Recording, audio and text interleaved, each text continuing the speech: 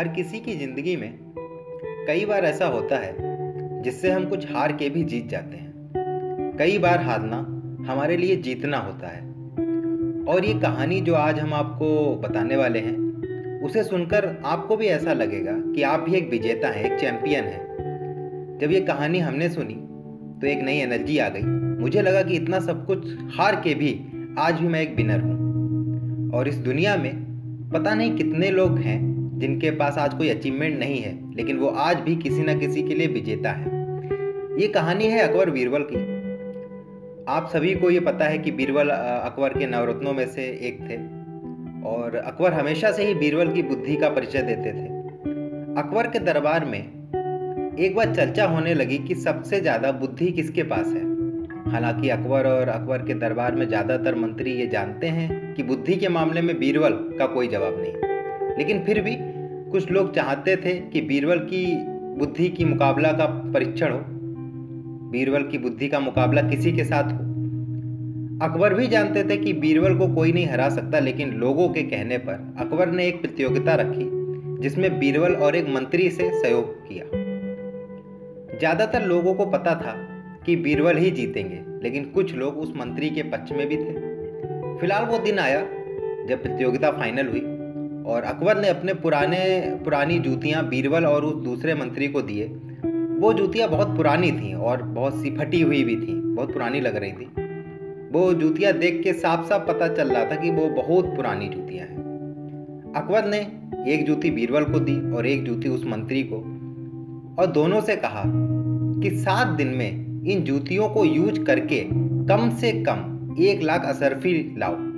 जो 8वें दिन ज़्यादा असरफियाँ लाएगा वो सबसे ज़्यादा बुद्धिमान माना जाएगा। तो दोनों लग गए अपने काम में।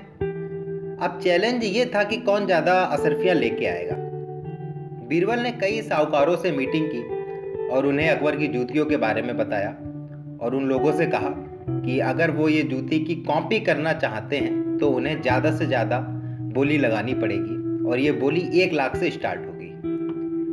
बोली लगाते लगाते 10 लाख असरफी तक पहुंच गई और बीरबल ने उस इंसान को जिसने 10 लाख असरफियां दी, बीरबल ने उसे अकबर की जूती को कॉपी करके बेचने का अधिकार दे दिया।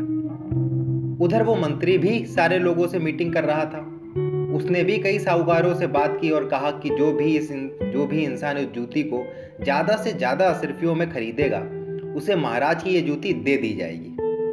जब बीरबल को ये पता चला कि वो मंत्री जहांपना की जूती बेच रहा है, तो बीरबल ने अपने किसी आदमी को कहा कि भाई तुम वहां जाओ और वो जूती खरीद लाओ। तो वो जूती वो 20 लाख असरफियों में खरीद ली।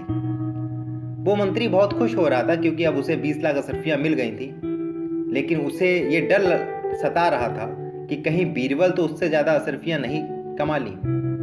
और वो दिन आया जब ये फाइनल होने वाला था कि कौन ज़्यादा बुद्धिमान है। सबकी निगाहें बीरबल पर थी, लेकिन ये क्या, जीत तो वो मंत्री गया जिसके पास 20 लाख असरफियां निकली, क्योंकि बीरबल के पास तो सिर्फ 10 लाख असरफियां ही थी।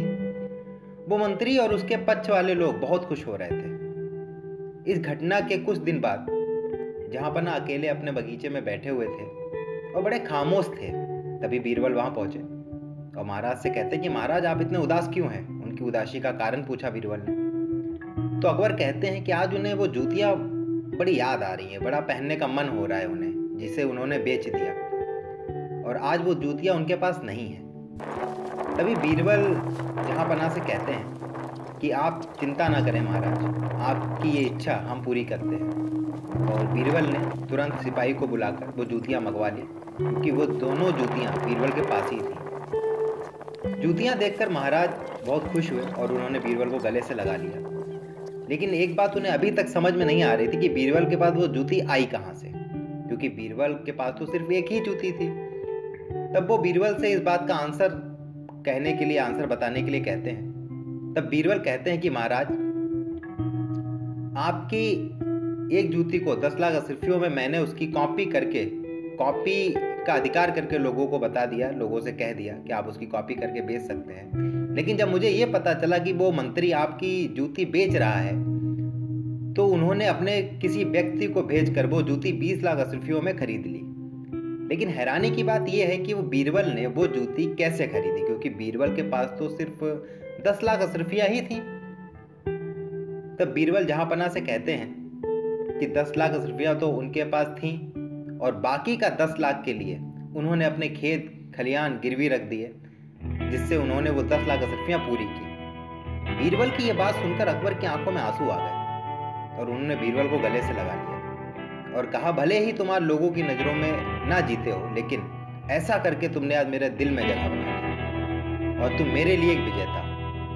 एक छोटी सी कहानी से मैं आपको ये बताना चाहता हूँ कि हम लोगों की लाइफ में कई बार ऐसा होता है, अगर कुछ भी बड़ा करना है ना तो लोगों के दिलों में जिंदा रहो, लोगों के दिल में जगह बनाओ। यूँ तो बहुत आएंगे और चले जाएंगे, यूँ तो बहुत आएंगे और चले जाएंगे, लेकिन अगर आपने लोगों के दिलों में जगह बना ली तो मरने के बाद भी लोग आपको ये याद करेंगे। इसलिए आप अपने आप को हारा हुआ ना माने, आप भी एक विजेता हैं, आप भी एक चैंपियन हैं, क्योंकि आपने भी कभी ना कभी कहीं ना कहीं किसी ना किसी के लिए जरूर कुछ ऐसा किया होगा जिससे आप लोगों के दिलों में जिंदा रहें। आप सभी का बहुत बहुत धन्यवाद जो आपने अपना अमूल्य समय दिया।